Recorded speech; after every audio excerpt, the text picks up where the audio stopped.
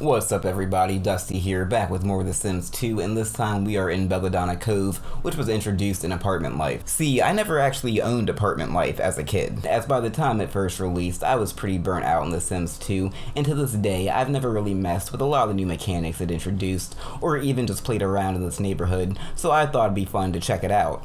But ironically, in order to get the full apartment life experience, we won't actually be starting off in an apartment, as our leading man, Big City Dust, will instead begin his journey slumming it over at Main Street Mobile Homes. Take a look at yourself. You can't do backflips. You don't know karate. You're white trash. As former trailer park mixed trash myself, though, I do find it odd that the place is located right across the street from a high-rise office complex instead of pawn shops and liquor stores like you'd expect, but I guess the haves like to literally look down upon the have-nots here in the Cove. I mean, it's one banana, Michael. What could it cost? $10? Anyway, Big City soon realized that even a modest mobile home was outside the price range of a humble golf caddy's salary, so after signing the lease, he quickly began to search for a roommate. Clarence Philippine ended up emerging as the best candidate. Now, the fact that he was currently employed as a getaway driver was a little concerning, but he was a bit of a neat freak, which was nice as Big City was sort of a slob himself, and even more importantly, the dude was a total bro, you know? That's my dog. Plus, let's be honest, having him as a roommate was probably the smartest thing we could do. It's not like he could rob Big City. I mean, where would he possibly get away to after? Although I do wonder how Clarence actually fulfills his job duties, considering the man doesn't even own a car, but hey, that's his business. Now, as for Big City, life at the trailer park had its ups and downs. After only one day as a caddy, he received a promotion and now found himself working as a gas station attendant. Again though, I do have to ask, how the hell one gets promoted from being a golf caddy to working at a gas station? Was he out schmoozing on the course and somebody was just blown away by his amazing potential to pump gas? My boy's a pump jockey. Works for tips. But during his first day at the gas station, an incident where his boss caught word that he was already trying to slack off does lead to him losing out on a day's pay. Man, I didn't even know they could speak Simlish with an accent. The xenophobia is rubbing off on Big City after only like 3 days in the trailer park. It's nice to see he's committing himself fully to the experience. Will you stifle yourself? We're supposed to be incognitus. He also found time to engage in his love of the arts, and when his neighbors weren't being terrorized by his attempts to learn the violin, Big City could often be found at his computer, working on the next great Samaritan novel, which was about astronauts going to war with aliens or some shit. I don't really know. The system for writing novels in The Sims 2 is really abstract. She also transcribed my work into a format you might consider a little bit more legible. What I do know is that aside from his bromance with Clarence, Big City's social life was practically non-existent. After making a friendly introduction to Jessica Peterson, it seemed like the two were getting along pretty well, but after he misread some signals which led to some awkwardness, Big City found himself making a hasty retreat. His encounter with Callista Fox went much better, and the two of them definitely hit it off. However, his strategy of winning her over with lunch meat sandwiches unexpectedly backfired when he went back to his place to eat like a goddamn idiot, and by the time Big City had finished his meal, Callista was no longer in the mood to hang out. I don't want to play with you anymore. Even when he expanded his search radius beyond the confines of the trailer park and went out to the local coffee shop in an attempt to meet somebody, he found himself striking out with every woman he talked to, and that included some of the employees. Eventually, he would resign himself to another night of playing pocket pool, and everybody else had to suffer the consequences as he took advantage of the open mic policy to share some of his sad boy poetry. You know it's bad when even Clarence doesn't want to hear that shit. All in favor of skipping the poem? Shortly after this, he would meet Ratna, and she must have sensed where things were going, as before he's even able to embarrass himself, she diverts the situation and offers to set him up on a blind date with what is revealed to be a senior citizen. Now, some people may think that Ratna was playing a joke on Big City, but I think she just realized that he was in the middle of a legendary dry spell and decided to be an honorary bro and help the poor bastard out, and Sarah would prove to be just the old thirsty bird for the job. In fact, the first date went so well that leads to a second, where our hero really pulls out all the stops. It's an absolute Mac Daddy masterclass, and Clarence is even there to get a front row seat like a total weirdo. Let the boy watch. He needs to learn. After dinner, Sarah is more than happy to accept the invitation to go back to Big City's place, and the two then engage in the fastest woohoo in Sims history. I'm not sure if it was because they woohooed after the date technically ended and the game needed to get Sarah home, or what happened, but I think it's safe to say that Big City is definitely going to embellish some of the details when he's recounting the story to Clarence later. We get it, and that's it. And this would prove to be exactly what Big City needed to get his groove back. Now that he was feeling himself a little, he decided to hit the books and get that one mechanical skill point he needed for promotion, and it paid off just as he was hoping for, as he now found himself working behind the register. And at the risk of offending the female viewers who make up the overwhelming majority of the audience for my Sims content, I just have to point out that women are like cats, and by that I mean most of you are extremely territorial and a little petty. And the game backs up this assessment because as soon as Jessica smelt that old pussy all over Big City, she quickly pounced to claim him as her own. With his confidence at an all-time high, I felt like Big City had earned himself a trip to the clothing store so he could pick up a couple of outfits which I felt were more appropriate. Also, it turns out that the clothing store in Belladonna Cove is the place to be. It's got its own pinball machine, and there's even a guy who hangs around outside and is willing to teach you the ancient art of breakdancing. Granted, I can't really tell if Big City actually improved all that much during his hours of practice. The whole time he was doing this, I just kept singing Randy from South Park. Of course, now that the first week was winding down, it was time for Big City to deal with the major downside of renting, and you know that's having to pay the rent. And he wasn't shy about letting the landlady know what he thought about her rates. Still, after a rocky start, I think it's safe to say that Big City had settled in rather nicely. In fact, things were going so well, he decided to host a party for everybody in the trailer park. Now, the whole party consisted of Big City watching Clarence dance while he ate, while everybody else talked amongst themselves outside until it was time for them all to watch Clarence and Big City play a game of kicky bag, but all the guests seemed to have a good time, so who am I to argue?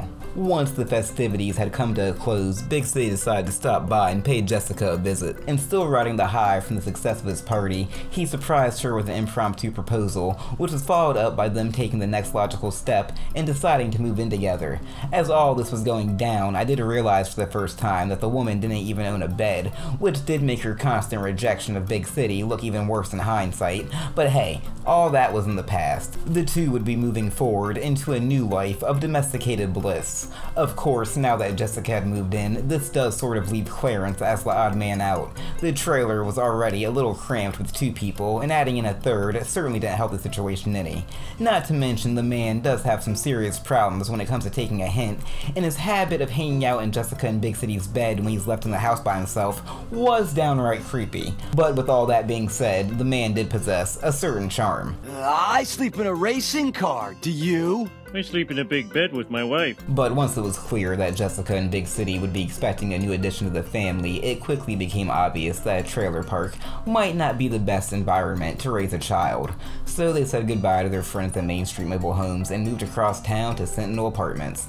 After settling in and getting acquainted with a few of their new neighbors, it was time for the couple to furnish their new home, and they had some money to play with, so they were able to splurge a little. Treat yourself. Of course, it just wouldn't do to have a little bastard born out of wedlock soiling that good dust's name, so a small wedding party was quickly planned. Not everybody seemed to approve though, as some random guy just breaks in and starts shoving Jessica as soon as the invitations are sent out.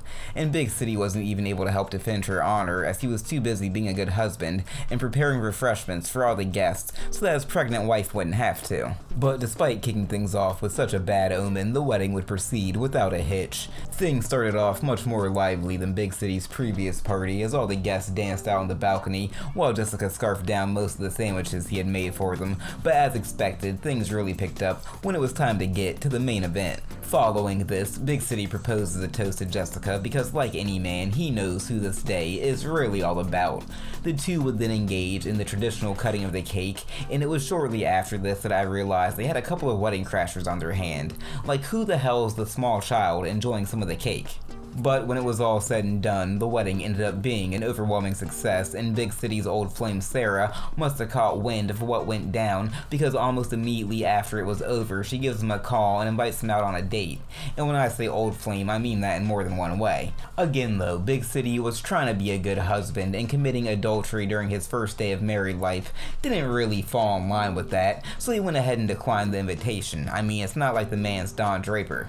I don't think about you at all. And his reward for being a faithful husband was that he got to single-handedly clean up the mess everybody left behind, as the day's events had understandably taken a lot out of the pregnant Jessica.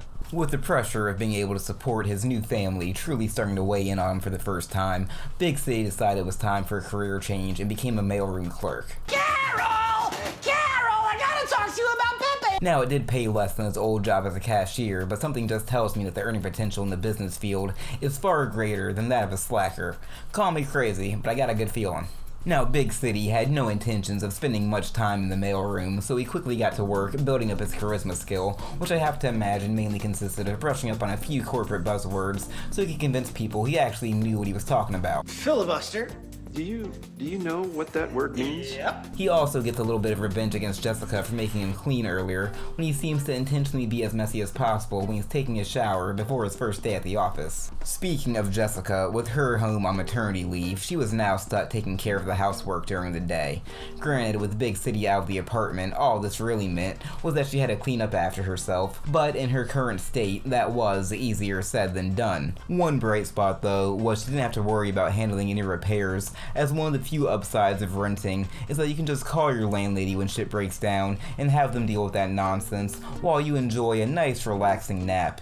And Jessica would be waking up to the news that she was now married to an executive assistant. After only one day, Big City was already making the same amount of money as her, and she was on like level 4 of the slacker path, so yeah, I think it's safe to say he made the right call. But while learning some useless jargon might be enough to fool a few low-level executives, continued advancement in the cutthroat field of business requires a sharp mind, so Big City began to ponder the big questions in his search for knowledge. Yet despite all these sudden changes, Big City still made sure to find time to occasionally plug away at that novel of his. Now how it's actually going to turn out is anybody's guess, as The Sims 2 doesn't give you any updates about its progress, so hopefully he hasn't just been scribbling down psychotic rants this whole time. Even for the internet, it's pretty shocking. With Jessica's due date drawing closer and closer, it also seemed like a pretty good idea to start stocking up on baby crap to make sure they wouldn't have any unwanted visits from the social worker. These would turn out to be quite the prescient purchases too,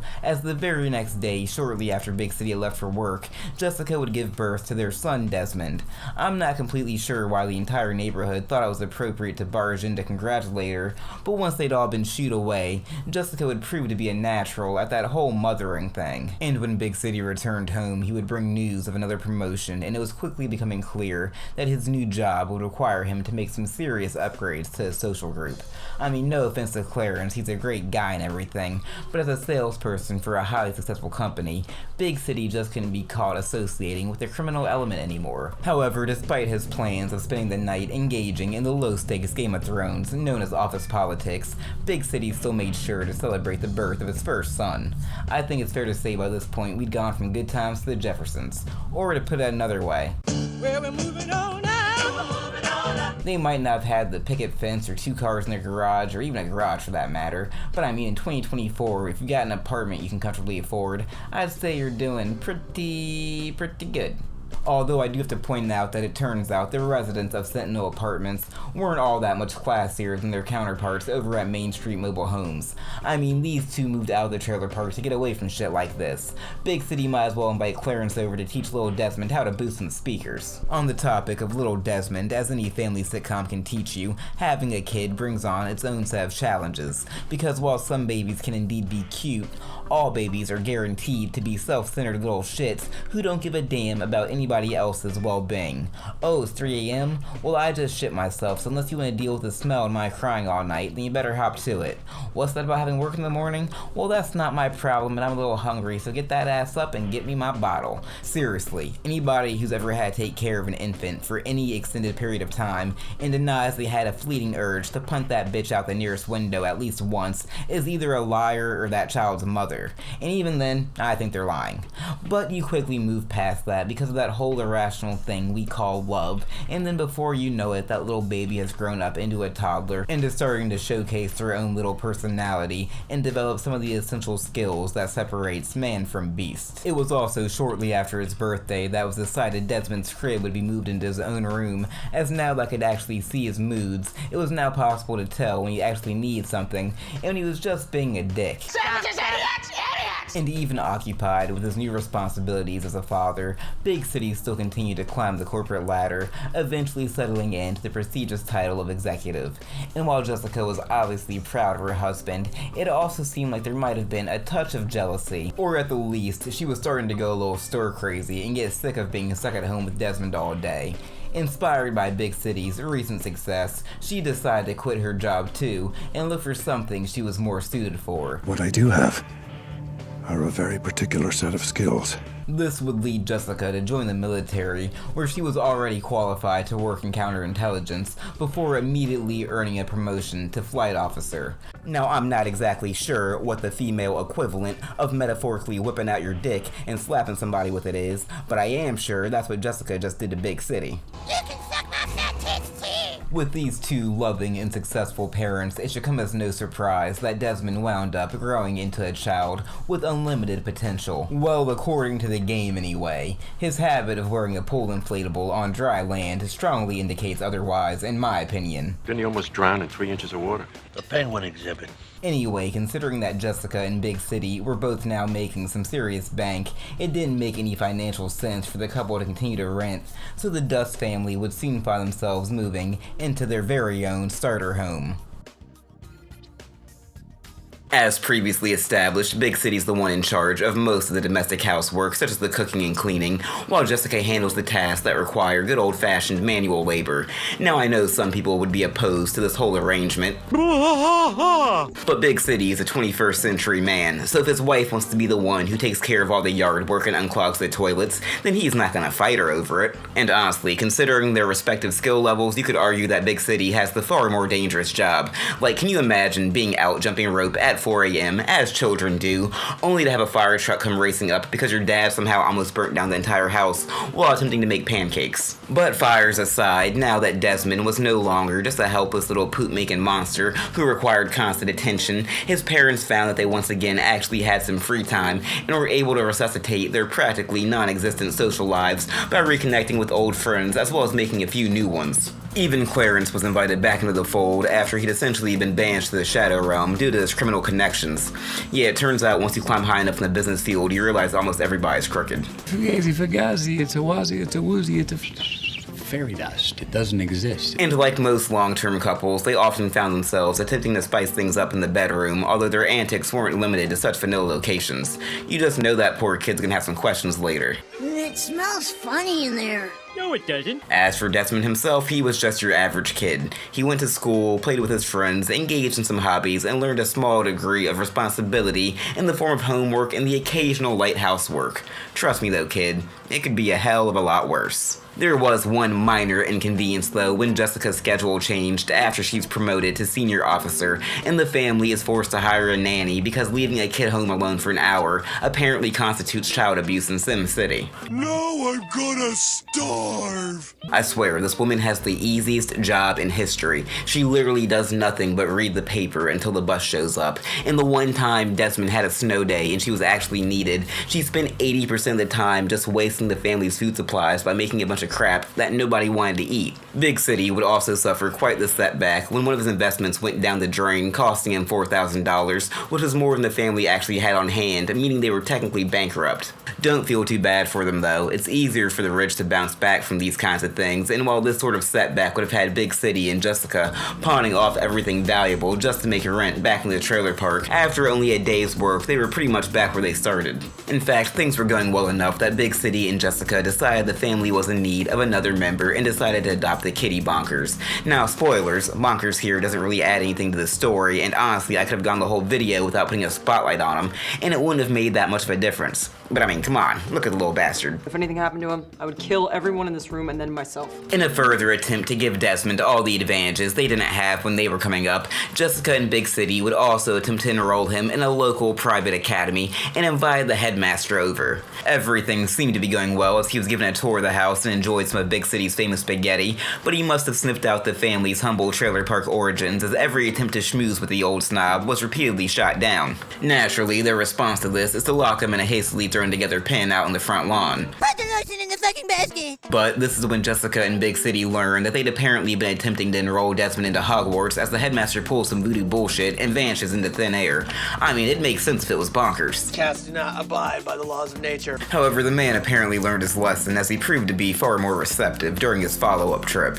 But if you thought Desmond was the only overachiever in the family, then you best think again, as Jessica would fulfill the dreams of many Sims and attain the rank of astronaut, allowing her to explore the stars and help to uncover the mysteries of the universe firsthand.